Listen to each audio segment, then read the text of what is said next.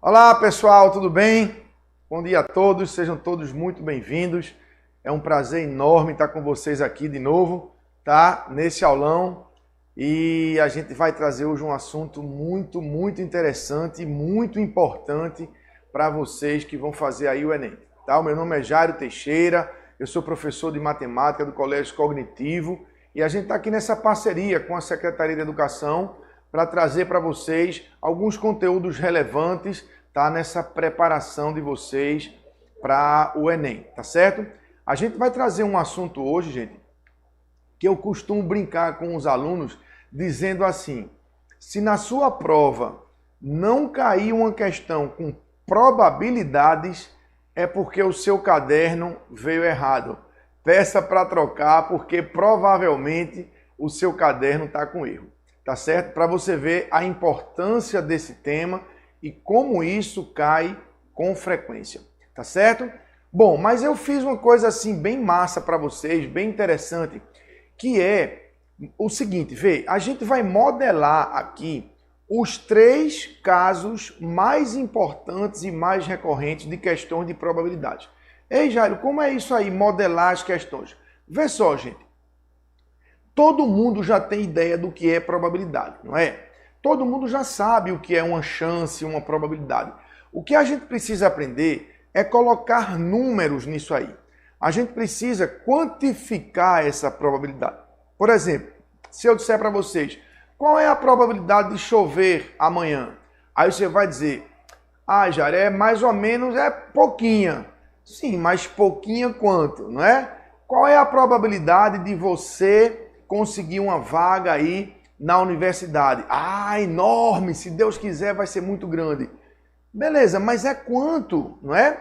Então a gente tem uma ideia de que, por exemplo, 99% é quase tudo, que 1% é quase nada. A gente sabe que, por exemplo, 50% é metade, não é? A gente tem essa noção do que é a probabilidade. O que a gente precisa aprender é calcular, é transformar isso em números. E é isso, gente, que as questões do Enem vão exigir de vocês. Aí é que entra a história de modelar as questões, tá? O que é que significa isso? Vê só como é massa. Existem 3 tipos de questões que dominam praticamente todas as questões de probabilidades do Enem. 3 tipos, gente. Então, ó, a questão que você vai pegar na sua prova, e você vai pegar, ela vai ser do primeiro tipo, ou do segundo, ou do terceiro. Então é muito bom que você conheça esses tipos previamente, porque quando você encontrá-lo na prova, você imediatamente vai saber, eita, esse é aquele tipo que Jairo fez naquele aulão. Ou então você pega outra questão, e não é raro isso, viu? Você pegar mais de uma questão de probabilidades na prova. E aí você vai dizer, eita, esse aqui é aquele outro tipo que Jairo fez também no aulão. E isso é muito bom, porque você vai direto para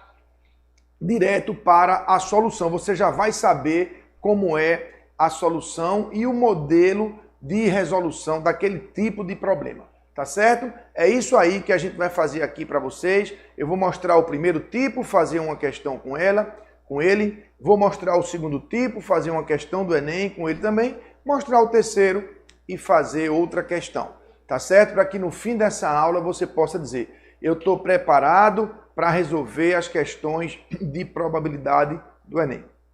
Beleza, gente? Vamos lá? Podemos começar então? Olha só. Bom, o primeiro tipo de questão eu vou chamar do caso básico, tá? O caso básico que eu dou o nome aí de favoráveis sobre possíveis. Entendam bem o que é isso. Toda a probabilidade, gente, é a divisão da quantidade de casos ou de resultados favoráveis pela divisão de casos possíveis. Então, toda a probabilidade se calcula assim. Agora, por que é que exatamente esse tipo recebe esse nome, já que toda a probabilidade é calculada assim? Ora, porque os outros dois modelos, vocês vão ver, eles têm uma outra coisa a mais, beleza? Eles, além de fazer o favoráveis sobre possíveis, eles têm um algo a mais que o distingue desse caso básico. Quer ver uma analogia, uma comparação bem massa que eu faço para ilustrar isso? Olha só, se você tivesse que definir o que é um carro, o que é um automóvel, tá?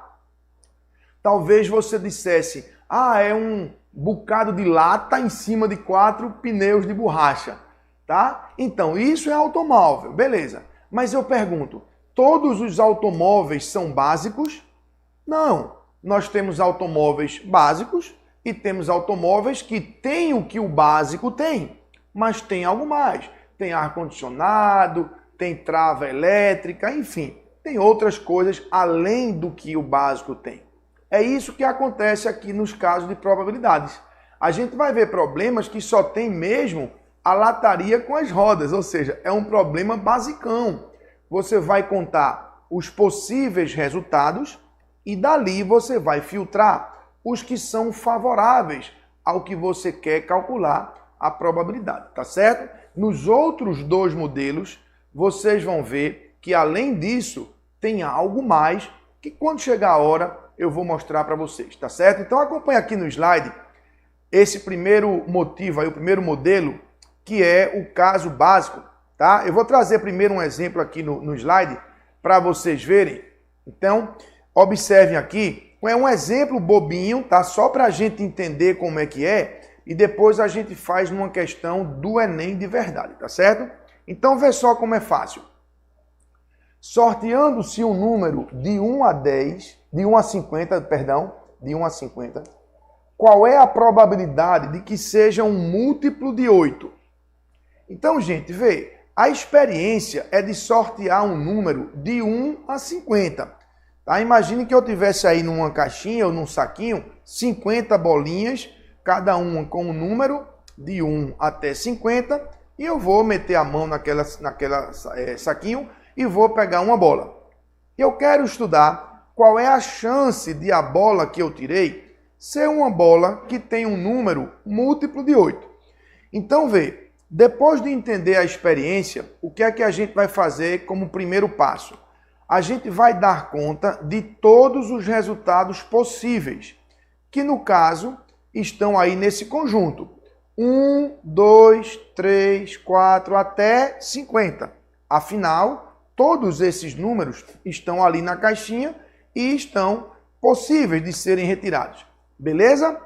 Pronto, eu dei conta do conjunto de todos os resultados possíveis. Esse é o primeiro conjunto que a gente vai ter que dar conta, tá certo? Feito isso, eu vou me dirigir a esse conjunto novamente e eu vou filtrar agora somente os resultados que eu quero para o meu estudo. Afinal, eu quero que o número seja o quê? Um múltiplo de 8. Nesse conjunto grande, eu tenho 50 resultados, não é verdade? De 1 a 50. Mas será que todos os 50 são números múltiplos de 8? Claro que não, não é? Nós temos aí números, por exemplo, como 5, que não é múltiplo de 8. Nós temos aí o número 27, que não é múltiplo de 8. Então, eu preciso separar agora desses 50 resultados, quantos são múltiplos de 8, ok? Então vamos lá, eu chamo de resultados favoráveis, aqueles que atendem ao que eu estou estudando, tá? Então os múltiplos de 8, eles são 1 vezes 8, que é 8, 2 vezes 8, 16, 3 vezes 8, 24, 4 vezes 8, 32, 5 vezes 8, 40, e 6 vezes 8, 48. Vejam que só há 6 resultados favoráveis, portanto. Tá vendo? Dos 50 casos possíveis, nós só temos 6 resultados que trazem um número múltiplo de 8. Ok? Então, gente, quantificar a probabilidade é a gente confrontar esses dois valores. É a gente comparar 6 com 50. Será que 6 comparado com 50 é muito ou é pouco? Bom, numa primeira análise me parece pouco, não é? Não é nem perto da metade. A metade seria 25, não é? Nós só temos 6 dos 50. Mas não dá para a gente responder assim, me parece pouco, não é? Matemática precisa aí de uma exatidão. Então, para a gente dar um número exato do quanto o 6 representa comparado ao 50, a gente divide o 6 pelo 50. É essa divisão, gente, que traduz a ideia de comparação. O 6 comparado com o 50, olha, quando eu divido 6 por 50, eu encontro o resultado 0,12. E 0,12, se a gente multiplicar por 100, não é? A gente passa para a porcentagem, que vai dar um resultado de 12%. Então não tem história de que me parece pouco, de que é mais ou menos, é 12%. E aí, claro, quanto mais perto de 100%, maior é a chance. E quanto mais perto de zero, menor é a chance. Ok? Então esse é o cálculo de uma questão básica de favoráveis sobre possíveis. É só a gente contar os favoráveis e contar os possíveis. Ok? Muito bem. Mas será que no Enem cai algo tão simples assim, tão bobinho, de botar umas bolas num saco e sortear, tá? De repente, uma bola para ver o resultado? Ou será que a questão do Enem, ela é mais elaborada? Será que ela é mais complexa um pouco no seu texto? Com certeza, não é? Esse exemplo aqui é bem bobinho para que vocês possam entender qual é a ideia, tá certo? Mas no Enem, provavelmente o texto virá com um pouco mais de elaboração. E aí eu trago uma questão de verdade aqui para que vocês possam ver como é esse mecanismo simples na operação, mas numa abordagem verdadeira de uma questão que já aconteceu no Enem, tá certo? Eu botei aqui no slide para vocês verem uma questão de verdade do Enem. Você pode acompanhar aqui comigo o enunciado. Vê só. Foi no Enem de 2018. O gerente do setor de recursos humanos de uma empresa está organizando uma avaliação em que uma das etapas é um jogo de perguntas e respostas. Para essa etapa, ele classificou as perguntas pelo nível de dificuldade, em fácil, médio e difícil, e escreveu cada pergunta em cartões para colocação em uma urna. Contudo, após depositar 20 perguntas de diferentes níveis na urna, guardem bem, 20 perguntas, tá? Ele observou que 25% deles eram de nível fácil. 25% das 20, estão entendendo, não é? Era de nível fácil. Querendo que as perguntas de nível fácil sejam a maioria, o gerente decidiu acrescentar mais perguntas de nível fácil à urna, de modo que a probabilidade de o primeiro participante retirar aleatoriamente uma pergunta de nível fácil seja de 75%. Tá? Aí veja qual é a pergunta que ele vai fazer.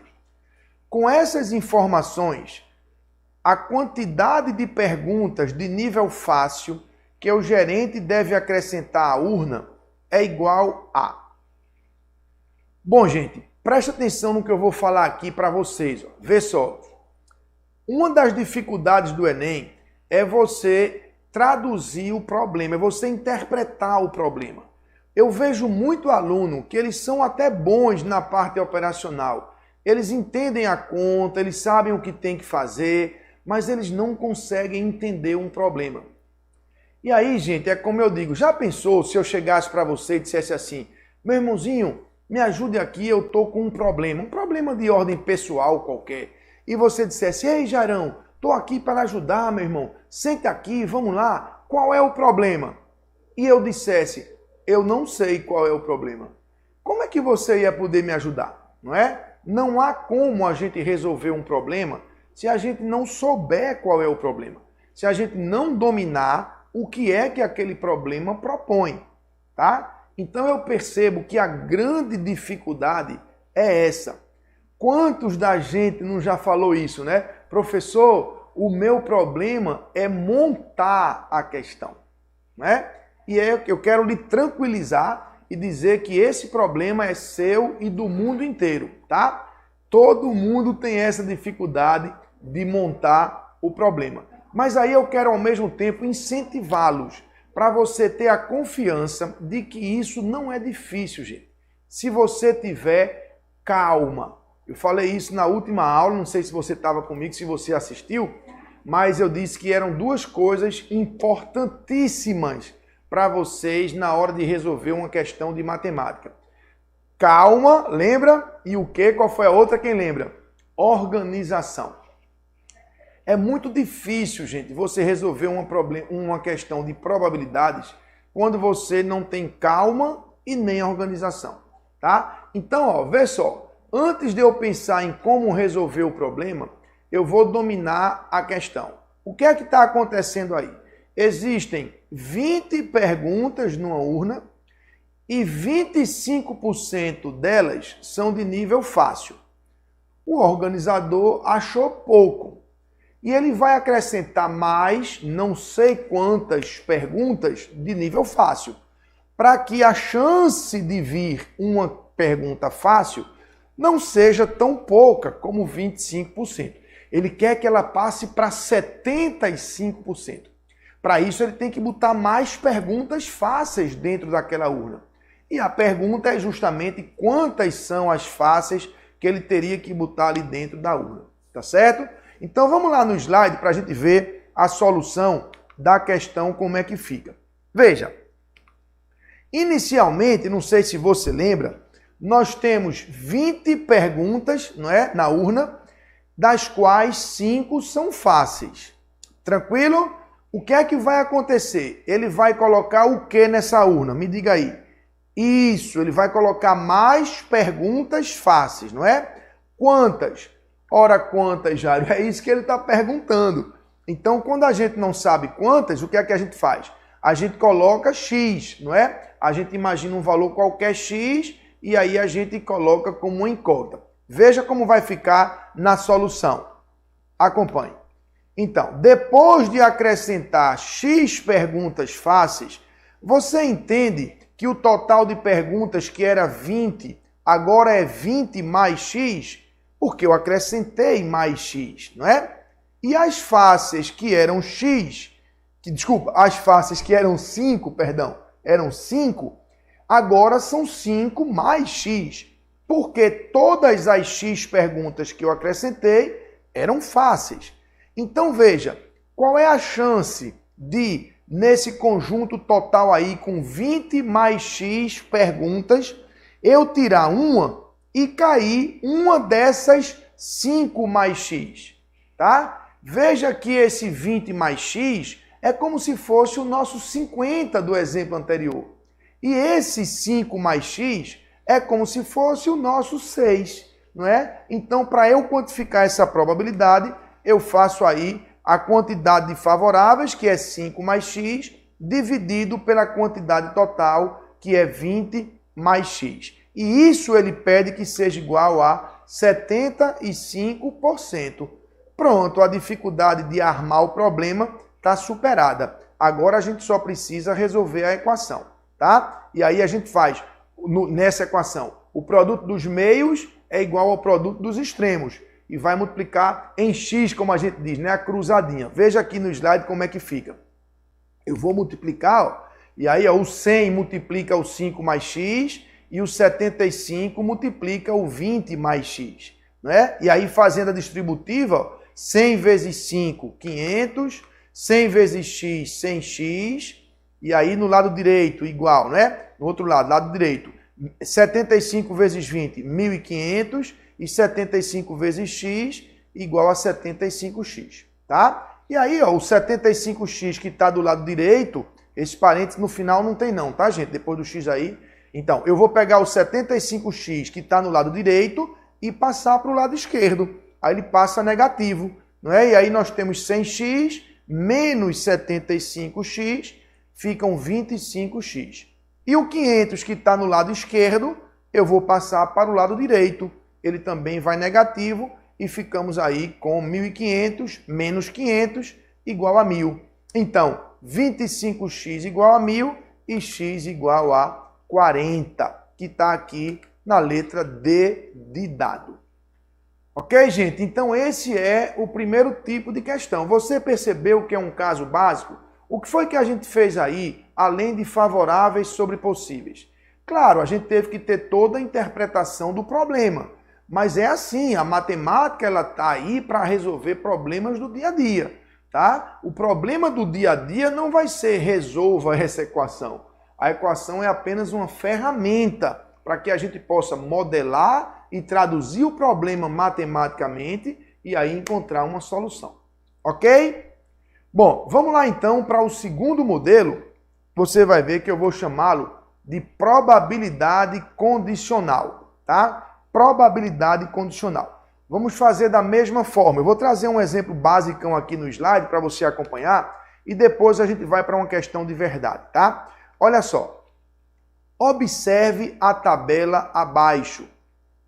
Sorteando-se uma pessoa e sabendo-se que ela possui olhos claros, qual é a probabilidade de que seja um homem? Vocês vão ver, gente, que eu vou continuar fazendo favoráveis sobre possíveis. Presta atenção nisso aqui, ó, vê. Ainda há pouco eu disse que todo carro é carro. Alguns são básicos, outros têm um algo mais. Então, esse caso, ele é probabilidade condicional. Ele é probabilidade. Ele é favorável sobre possíveis. Mas aí vai ter uma condição, que é como se fosse um algo a mais no carro. Percebeu? Volte aqui no slide para você ver, quando ele falou que ele vai sortear uma pessoa, e olha o que ele diz agora, gente. Sabendo-se que ela possui olhos claros. É como se eu fosse fazer o sorteio de uma pessoa aí, e para dar um suspense, eu pego o nome da pessoa e digo, pessoal, para ficar mais suspense aqui, vou dar uma dica. O ganhador é uma pessoa de olho claro, tá? É uma pessoa de olho claro. Aí o que acontece? Quem tem olhos escuros já desanimou, já sabe que não é mais possível ganhar. Então olhe nessa tabela e conte comigo aí quantas pessoas inicialmente são possíveis de ganhar esse sorteio. Temos 10, mais 20, mais 30, mais 40, não é? Somando isso tudo, vai dar um total de 100 pessoas. Então, quando eu digo sorteando-se uma pessoa, a princípio nós temos 100 concorrendo, não é? 100. Como se eu estivesse sorteando um de vocês aqui numa sala grande com 100 pessoas e eu digo, ó, gente, vamos sortear, não é? Tem 100 possíveis ganhadores. Mas quando eu digo, sabendo-se que a pessoa ganhadora tem olhos claros, olhe no slide o que vai acontecer. As pessoas de olhos escuros desapareceram. Por quê? Foram embora, desistiram, foram para casa, não estão mais no auditório, porque elas já sabem, eu não ganhei, não é mais possível que eu seja ganhador. Ele já disse, quem ganhou tem olho claro, eu tenho olho escuro, vou para casa, não é? Então veja que o nosso universo, que era antes de 100 pessoas, agora caiu para 40. 10 homens e 30 mulheres. Então vejam que nesse universo de 40 pessoas, só 10 são homens.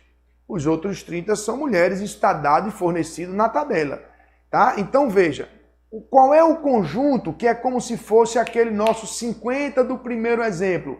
É esse conjunto de 40, que traz todos os resultados possíveis. Mas eu quero a probabilidade de quê? De que seja um homem. Então, desses 40, somente 10. Tá? Então, veja aqui no slide como é que vai ficar a conta para essa probabilidade. Tá? Veja, 10 de favoráveis, né? 10 homens que eu quero, sobre 40, que é o total. Simplificando aí, cortando os zeros, vai dar 1/4. Se a gente dividir, vai dar 0,25, que em porcentagem representa 25%.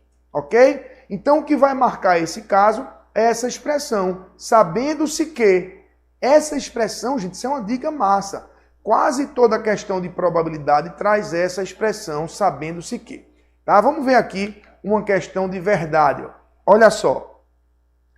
Em um determinado ano, os computadores da Receita Federal de um país identificaram como inconsistentes 20% das declarações de imposto de renda que lhe foram encaminhadas. Tá? 20% tinham inconsistências. Uma declaração é classificada como inconsistente quando apresenta algum tipo de erro ou conflito nas informações prestadas. Essas declarações consideradas inconsistentes foram analisadas pelos auditores, que constataram que 25% delas eram fraudulentas. Havia, portanto, alguma fraude, né?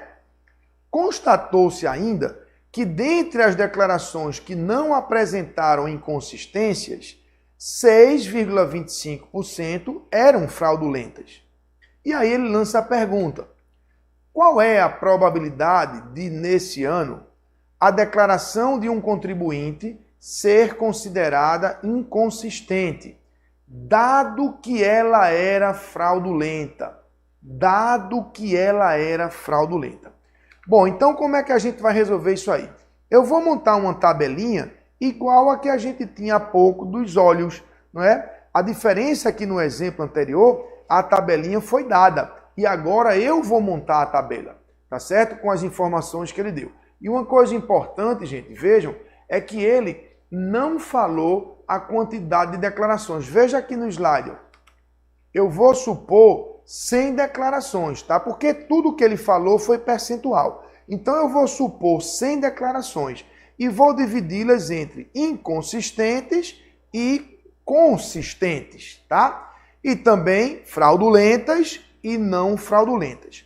Beleza. Ele falou inicialmente que 20% eram declarações inconsistentes e 20% de 100 dá 20, não é? Então, nós temos 20 das 100 declarações inconsistentes, o que me autoriza concluir que 80 delas são consistentes, não é? Porque o total é de 100, se 20 foram inconsistentes, 80 são consistentes, tá? E aí ele disse, dessas 20 inconsistentes, 25%, e aí se você fizer a continha, 25% de 20 vai dar 5, essas são fraudulentas, das 20, tá acompanhando, né?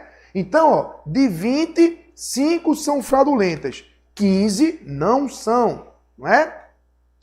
E das 80 consistentes, ele disse que 6,25% eram fraudulentas. Portanto, 6,25% das 80. Que olha que coincidência, também dá 5. Essa continha que você vai fazer aí com calma depois, 6,25% de 80 também dá 5. Então, das 80 declarações consistentes, 5 eram fraudulentas. Consequentemente, 75 eram não fraudulentas. Beleza, então nós temos aí o quadrinho como nós tínhamos há pouco a dos olhos, não é? E aí o que ele disse? Ele vai sortear uma declaração e olha a informação importante, dado que ela era fraudulenta. Gente, é como se eu estivesse sorteando agora somente no universo das fraudulentas. Quem não é fraudulento, olha no slide, desaparece, vai embora. Só ficam as 10 que são fraudulentas. A pergunta é, qual é a chance de, sorteando uma dessas 10, vir uma que é inconsistente? Ora, das 10, 5 são inconsistentes. E agora é que eu faço o favoráveis 5 sobre o possíveis 10, que vai dar 1/2, que é igual a 0,5, que está na letra E. Então, gente, vejam que eu terminei fazendo no segundo momento favoráveis sobre possíveis, mas antes eu tive que reduzir aquele conjunto pela dica que ele deu. E o que é que marca essa dica? A expressão sabendo-se que, dado que, uma vez que, tudo isso vai lhe remeter à ideia de reduzir aquele conjunto. Beleza? Tranquilo? Vamos em frente. Vamos para o terceiro modelo, então. Já vimos aí o primeiro, que é o basicão, e o segundo, que é o de probabilidade condicional, tá certo? Então vamos acompanhar agora o terceiro modelo, que é o de eventos sucessivos e união de eventos, tá? Bom, agora é o seguinte, eu vou fazer de novo um exemplo bobinho, tá? Para que vocês possam compreender esses casos e depois a gente traz uma questão de verdade que aconteceu no Enem, tá? Vamos lá. Olha aí, ó. Lançando-se um dado 2 vezes, qual é a probabilidade de os resultados serem 2 e 2? Ok? 2 e 2. Então vamos lá. Quando eu lanço um dado, todos os resultados possíveis são 1, 2, 3, 4, 5 e 6. Todos os possíveis, tá? O que é que eu quero que aconteça? Que caia o 2 no primeiro resultado e o 2 no segundo resultado também. Observem que a cada lançamento, a chance de dar 2 é de 1 para 6, porque só um dado, ou só uma face, é 2, em 6 possíveis, não é? Então nós temos 1/6 de chance de sair o 2 no primeiro resultado, beleza? No segundo lançamento, a chance de sair 2 continua sendo 1/6, percebe? Porque eu vou repetir a mesma experiência. E uma experiência não depende da outra nesse caso, tá? Então, gente, o que acontece aqui? A gente precisa associar essas probabilidades. E é importante que vocês entendam isso. Lá de análise combinatória dos princípios de contagem, a gente aprende, quando a gente precisa associar contagem, a gente multiplica.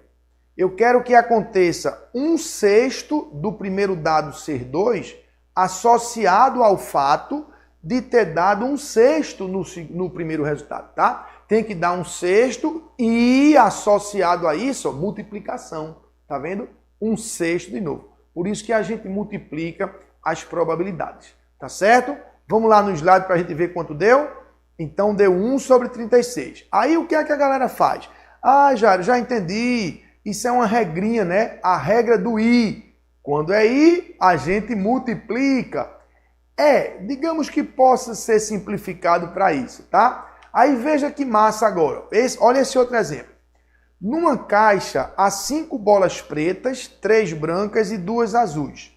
Sorteando-se uma bola, qual a probabilidade de sua cor ser preta ou branca? Tá? Então vamos ver aqui como é que estão as bolas nessa caixa. Temos 5 pretas, 3 brancas e 2 azuis. Num total de 10 bolas. Tá? Eu vou sortear uma bola e eu quero que aconteça o quê? Olha no enunciado. Uma preta ou uma branca, não é? Então, eu tenho claro que uma chance de 5 para 10 da bola ser preta, mas eu tenho, olha agora, gente, mais chance, de 3 em 10, que é da bola ser branca. Percebeu? Então, nesse caso, quando eu uso um evento ou outro, eu estou trabalhando com a união de eventos. E nesse caso é a adição. Tá certo? Aí o que é que os alunos fazem? Ah, Jairão, entendi. Quando for I, a gente multiplica. Quando for ou, a gente soma. Para efeito de você se virar aí nas questões, né, ensino médio, vamos ficar aqui com a linguagem bem basicona também, vá lá que seja, tá? Deixe você ficar com essa regrinha aí, tá certo? Agora vamos aplicar isso na questão de verdade? Vamos lá? Olha aqui, ó.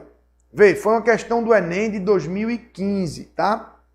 Ela vai trazer a regra do I e vai trazer também outra coisa importante para a gente ver. Vê, em uma escola, a probabilidade de um aluno compreender e falar inglês é de 30%, tá?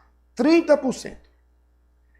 3 alunos dessa escola que estão em fase final de seleção de intercâmbio aguardam em uma sala serem chamados para uma entrevista. Mas ao invés de chamá-los um a um, o entrevistador entra na sala e faz oralmente uma pergunta em inglês que pode ser respondida por qualquer um dos alunos. A probabilidade de o entrevistador ser entendido e ter sua pergunta oralmente respondida em inglês é...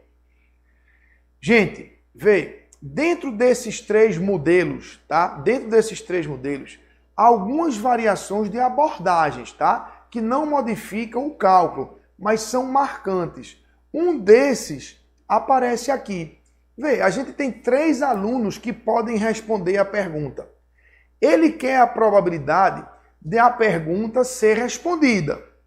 Aí eu pergunto, se somente um aluno responder, a pergunta foi respondida? Foi. Se 2 alunos responderem, a pergunta foi respondida? Foi. Se os 3 alunos responderem, a pergunta foi respondida? Foi. Então, daria muito trabalho da gente contar isso tudo junto para dizer a probabilidade de a pergunta ter sido respondida. Nesse caso, o que é que a gente faz? A gente calcula qual é a probabilidade do que eu não quero. O que é que eu não quero? Que a pergunta não tenha sido respondida. E para isso, gente, só tem um jeito. É o primeiro aluno não responder e o segundo não responder e o terceiro não responder. Se eu tiro isso aí do total, aí eu tenho a chance que eu queria. Olha essa comparação que eu vou fazer aqui para vocês. Ó. Presta atenção nisso. Vê, imaginem que eu chegasse num aulão, digamos num ginásio, tá? Num ginásio bem grande, e eu fosse fazer um aulão e nesse ginásio houvesse 10.000 pessoas, tá? Acompanha comigo aqui, ó. 10.000 pessoas no aulão, no ginásio, tá? Eu sei que tem 10.000 porque a pessoa me informou assim que eu entrei, tá? Aí ela diz assim, professor, o senhor poderia perguntar quem aqui não fala japonês? Porque a gente vai fazer um curso aqui e tal, quer ver se as pessoas têm interesse em aprender a língua e tal. O senhor pergunta, por favor, quem não fala japonês? Ora, nós estamos em Pernambuco, não é? Nós estamos em Pernambuco, no Brasil. Se eu perguntar quem não fala japonês, imagine a quantidade de mãos que irá se levantar, não é? Então é melhor fazer o quê? Pessoal, antes de começar a aula, levanta a mão, por favor. Quem fala japonês? Percebam, gente, eu quero contar os que não falam, mas são muitos. Vai dar muito trabalho. Aí eu faço o quê? Quem não fala? Desculpa, quem fala? Aí um levanta a mão. Aí eu sei que tem 10.000, eu vou dizer, então há 9.999 que não falam, tá? É isso que eu vou fazer aqui no slide, acompanhe. Veja, eu vou dar a solução assim. Eu vou dizer que a probabilidade de a pergunta ser respondida é 100%, exceto a probabilidade de nenhum dos 3 alunos responderem, não é? Se eu tiro a hipótese de ninguém responder, o que ficar, alguém respondeu, não é? Então, o 100% eu vou tratar como 1, porque eu estou agora com números decimais, tá? Em vez de 70%, eu vou botar 0,70, por isso que o 100% virou 1, tá certo? E o meu cálculo fica, acompanha, 1 menos 0,70 vezes 0,70 vezes 0,70. Ei, Jário, por que 0,70? Porque a probabilidade dele acertar a pergunta era 30%. Dele responder, né? Era 30%. Então, a dele não responder é 70%. Conceito aí de eventos complementares, né? A probabilidade dele responder é 30, a dele não responder é 70. E aí, fazendo esses cálculos, 0,70 vezes 0,70 vezes 0,70, a gente encontra 0,343, e aí, fazendo a continha final, 1 menos 0,343, a gente chega na probabilidade final, que é de 0,657, ou, se a gente multiplica por 100, a gente encontra aí 65,7%, tá? Que está na letra D de dado, ok? Então, gente, o que é que ficou registrado aí nesse terceiro caso? A grosso modo, tá? Para vocês entenderem. Quando for i, a gente multiplica. E quando for ou, a gente soma, tá? O que é que eu quis quantificar nessa questão? Que o primeiro aluno não respondesse a pergunta e o segundo não respondesse também e o terceiro não respondesse também, ok? Aí eu multipliquei. Qual era a probabilidade dele não responder? 70%. De onde veio? A dele responder era 30%, lembra? 30%. Então a dele não responder é 70%. Aí o que é que eu fiz? Eu multipliquei 0,70 vezes 0,70 vezes 0,70, que deu aquele 0,343, que era a probabilidade de ninguém responder. Ora, se de 100% eu tiro essa hipótese de ninguém responder, é porque alguém respondeu. Tá certo? Beleza? Agora tem uma observação importante para vocês nesse final, tá certo? Eu vou concluir com essa observação que é muito importante para vocês. Prestem bem atenção, gente. Para vocês não saírem dizendo por aí, eita, professor Jairo disse que toda vez que for ir, eu tenho que multiplicar as probabilidades.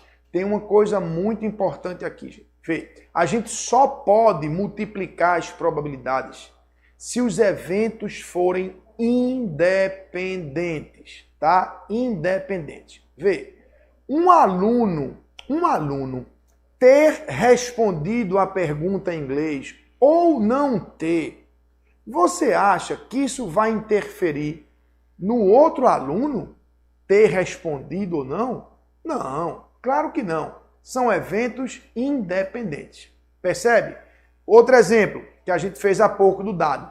Eu lanço um dado, tá? Para ver qual é a chance de dar 2. 2. Eu queria que desse 2 no primeiro lançamento e 2 no segundo. Lembram? Muito bem. Você acha que se sair 2 no primeiro, isso vai mexer na chance do segundo lançamento? Não. As experiências são independentes. E aí, gente, nesses casos, a gente pode multiplicar as probabilidades. Beleza? Aí você vai perguntar, sim, Jairo, então quando é que eu não poderia multiplicar? Ou seja, você quer um exemplo de eventos que não sejam independentes, não é? Vamos lá. Vamos imaginar que o meu filho vai fazer uma prova de matemática no próximo mês. Ok? E a probabilidade dele tirar uma nota boa nessa prova de matemática, vamos imaginar que é de 70%, tá? 70%. E a probabilidade de eu estar de férias no próximo mês, vamos imaginar que seja de apenas 10%, tá? E vamos supor que a pergunta fosse: qual é a probabilidade de, no próximo mês, o filho do professor Jairo fazer uma nota boa na prova e o professor estar de férias? Ou seja, eu quero que aconteça as duas coisas. Eu estar de férias e o meu filho tirar uma nota boa na prova. Aí eu lhe pergunto, se acontecer de eu estar de férias no próximo mês, você acha que isso poderia influenciar a chance da nota do meu filho ser boa? Eu penso que sim. Por quê? Porque eu, estando de férias, eu teria todo o tempo do mundo para ensiná-lo, para ajudá-lo, para fazer questões com ele, não é? Para tirar todas as suas dúvidas. E isso provavelmente aumentaria a chance dele ter uma nota boa. Percebeu? E aí você vai dizer assim, ah, Jairo, mas isso é muito subjetivo. Como é que eu vou avaliar isso numa prova? Exatamente, você chegou no ponto certo agora. É assim, gente, presta bem atenção nisso. A maioria das questões, elas vão trazer situações objetivas, tá? Objetivas, como o lançamento de um dado, como um aluno responder a uma pergunta ou não. Então, isso aí não tem dúvida de que os eventos são independentes, tá? De que são independentes. Quando acontecer de a questão trazer uma situação subjetiva, por exemplo, aqui eu falei há pouco do meu filho e tal, né? Aí o que acontece? Quase sempre no enunciado vai vir uma ressalva lá dizendo assim, ó, considere que os eventos Jairo estar de férias e seu filho tirar nota boa na prova são eventos independentes. Tá vendo? Quando ele diz isso, é ele dizendo assim, ó, meu querido, fique à vontade para multiplicar as probabilidades, porque eu estou lhe garantindo que os eventos não têm interferência um no outro. É só nessa situação que a gente pode multiplicar, tá certo? Vamos imaginar, a probabilidade de uma pessoa ter, sei lá, diabetes é de 20%. E a probabilidade de uma pessoa ter glaucoma é de 40%, tá? Qual seria a chance dela ter diabetes e glaucoma? Veja, uma pessoa que tem diabetes, ela... Posso até estar falando uma besteira, mas é um exemplo que eu estou criando, tá? Uma pessoa que tem diabetes, de repente, ela tem mais chance de ter glaucoma. Percebeu? Então isso é algo subjetivo, eu não tenho como avaliar. A questão vai ter que dizer, tá certo? Aí se ela disser, considere que esses eventos são independentes, aí você fica à vontade para multiplicar, ok? Então, vamos fechar nossa aula? Olha aí, ó, 3 modelos de probabilidades. Primeiro, o básico, não tem absolutamente nada além de favoráveis sobre possíveis. Segundo, probabilidade condicional. Você vai terminar fazendo favoráveis sobre possíveis também. Mas antes, lembra, a gente diminui o conjunto dos possíveis. E qual é a expressão que marca essa diminuição? Sabendo-se que, ou dado que, uma vez que. Beleza? E o terceiro caso, vamos resumir assim, a regra do i e a regra do ou. No i, a gente multiplica e no ou, a gente soma, tá? Mas sempre com essa ressalva, tá, gente? A gente só pode multiplicar probabilidades se os eventos forem independentes, tá certo? Se eles não forem independentes, a gente precisa esperar um sinal do enunciado que certamente vai ser dado. Se não for, é porque a questão se resolve por outro caminho, não é uma questão disso e você não vai multiplicar as probabilidades. Tá certo? Tranquilo? Eu tenho certeza que se você entendeu esses 3 casos, se você fizer aí seu resuminho, seu esquema bem organizadinho, como vocês sabem tão bem fazer e gostam tanto de fazer, não é? Você vai estar muito preparado para fazer as questões de probabilidade do Enem, na certeza de que as questões do Enem serão de um desses 3 tipos que a gente viu aqui nessa aula, tá certo? Então, eu queria agradecer agora ao Colégio Cognitivo pela oportunidade mais uma vez de estar aqui com vocês, um prazer enorme, tá? Agradecer à Secretaria de Educação também pela confiança e pelo convite aí no nosso trabalho.